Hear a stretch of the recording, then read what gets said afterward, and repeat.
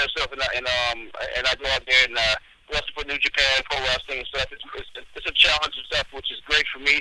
You know, it kind of complements my amateur background stuff, my extensive amateur background that I have, and you know, it complements my style. Japanese like to see me go out and perform and stuff, and work the strong style that they have and stuff, which is, you know, if you know anything about Japan, I'm sure it's a very aggressive style of wrestling. Yeah. Have you ever had the privilege of wrestling in the Tokyo Dome yet? Oh, Tokyo Dome? Yeah. Wrestling in Tokyo Dome was great, man. You know, also wrestling at the world famous Carnegie Hall. Wow. It's great. It's good. It's fun working out there. How are the Japanese fans different from American fans? Japanese fans are very polite, you know, and in the way that, you know, they don't get up and stuff, you know, and they're not used to you know, getting up and stuff, and you know, I think the American fans are a little bit more liberal and stuff as far as getting up and stuff and expressing themselves and everything. Where the Japanese are a little bit more contained and stuff until after, you know, certain sequences are completed and stuff, you know, and there are pauses in, you know, in what we do and stuff. That's just their culture and stuff, and that's how they, you know, that's how they, you know, they appreciate the way they look at stuff, wrestling. I don't know if you can answer this question, but who do you like performing more for, the Japanese fans or the American fans? Who do I like performing more for? Yeah. Was that the question? Yeah, like what do you like performing better? Like, I like performing everywhere. I mean, I like performing everywhere. You know, like I said, I'm an international, you know, athlete and stuff. I travel everywhere. I've been around the world and stuff, and you know, anywhere from Iraq to South America to Japan to Australia and stuff. I'll perform in front of all of them. I give them the same performance I always do and stuff, and they all appreciate it, and the fan base is just the same. I'm worldwide, man. Yeah, that's right. You're awesome. I gotta tell you that. And has TNA called you, or any other organizations in America called you to try to get you, or what? You know, well, you know, there's always organizations here in the United States, always, you know, knocking them on the door and stuff, on the phone and stuff, wanting me to work with them and do something. You know, but the bottom line is, Orlando Jordan, you know, I'm professional, and you know, I don't come cheap and stuff, you know, and I come out, you know, when I give and stuff. When you get me, and you see what I do, you know, and I give you what I give and stuff, you know, they always walk away happy. Yeah, that's right. Yeah, so I'm very selective about what I do and stuff, and you know, if I'm gonna do it and stuff, you know, then I'm gonna represent. That's right. So also, I'd like to ask you a few more questions.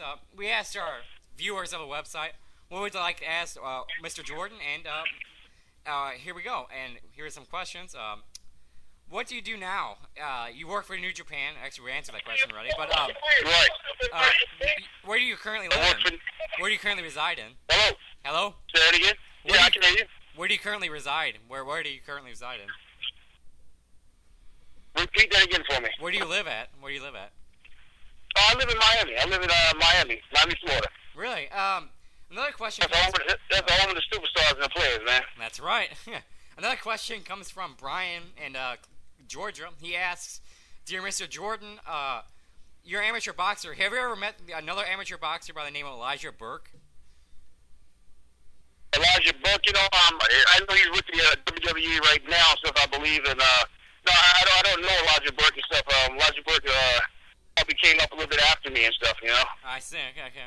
And a question we'd like to ask you is, what do you say to the upcoming wrestlers that are going through the ranks right now and trying hard? What do you say to them? About the upcoming, what do I think about the upcoming wrestlers right now? Yeah, like that want to get into this business. I'm sorry, say that again. What do you say to those wrestlers that are trying to get into this business right now? Don't ever give up. Don't give up.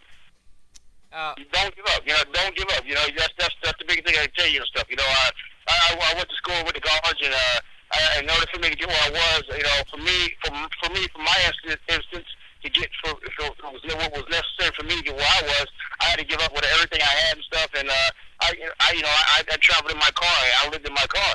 Wow. You know, to get where I was. Wow.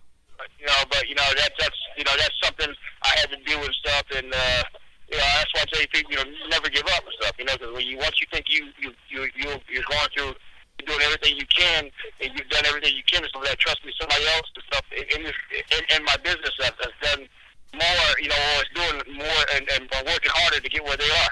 That's right. You work hard. And don't ever worry about what the guy next door to you is doing and stuff. Worry about yourself. That's right. Yeah. One more question. Actually, two more questions. My bad. We'd like to ask you, what was it like being a part of JBL's cabinet? Like, did people recognize you and they go, "Hey, it's the chief of staff, Orlando Jordan"? What was that like? I don't get recognized. A lot of people come up to me and say, "Oh, it's the chief of staff." I have people come up to me. And they say that's Orlando Jordan, and which is great for me and stuff because they recognize me as being a United States champion and stuff, and just being Orlando Jordan as one of the superstars in the WWE and stuff, and of course friends with Bradshaw, JBL and stuff, and I like that. I appreciate that. What that tells me is that means I've done my job and stuff, and establishing and identifying myself. And my character, my persona, and stuff in the sport, Uh-huh. and but I get recognized all the time, everywhere I go, so no matter what city, what state, what country it is, and stuff, in the world and stuff, I'm always getting recognized. But as far as being with the cabinet and stuff, uh-huh. JBL and Doug and Danny Basham, it couldn't have been any better. We ruled. SmackDown for a couple of years and stuff, and me and Bradshaw definitely, we were the top heels on SmackDown for that time and stuff, and it couldn't get no better than that. That's right. It was great. We enjoyed watching you, and we got one last question. Yeah. We got one last question from you. What do you think of the current product of WWE, TNA, or ECW for that matter? The product.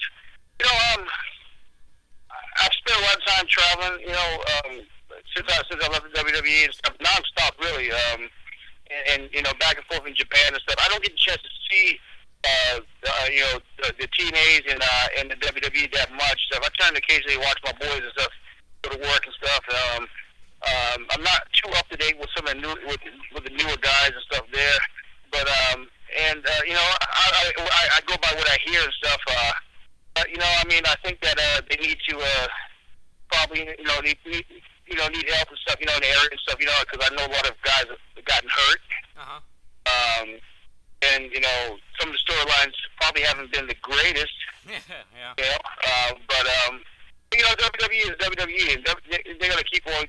They have their they do a kind of like a rotation all the time. They a circulation of storylines and everything, and they have a period where they're great and stuff, and they're going strong and stuff, and then they have a period of bad storylines. Yeah. Those things happen. And as far as TNA and stuff, I have no idea. I really don't know. I see. I don't see it that much and stuff. I know they have some great guys on there and stuff. That I've wrestled with and stuff over the years. Uh-huh. Wow. And what if TNA asked you to show up? Would you show up, or? I don't know. That's something I'd have to sit down and stuff and think about. I don't know. I'm a professional wrestler and stuff, and that's what I love doing. That's my heart and soul and stuff like that. But at the same time and stuff, like I said, I'm very picky about what I do and stuff, and where I go. Yeah. And for me, WWE is always home. For me, TNA is something that I've never experienced, never been a part of. Mm-hmm. But I would never say I can't say no. I wouldn't. Right? I can't say no. I wouldn't. I can't say yes. I would. Something I have to sit down and think about. Okay. All right. And one more question. Did you like your rap theme song? Did you like your theme song in WWE? And do you know who made your theme song? And did you like it? My theme song, you know what? I had about 2 or 3 theme songs over my course of being in WWE. Uh-huh. The first 2 I really didn't like and stuff, even though a lot of people liked it, so I really didn't like the theme song. But then they came out with this new one, the most recent one, and that was performed by the Silky Shocker, and also it had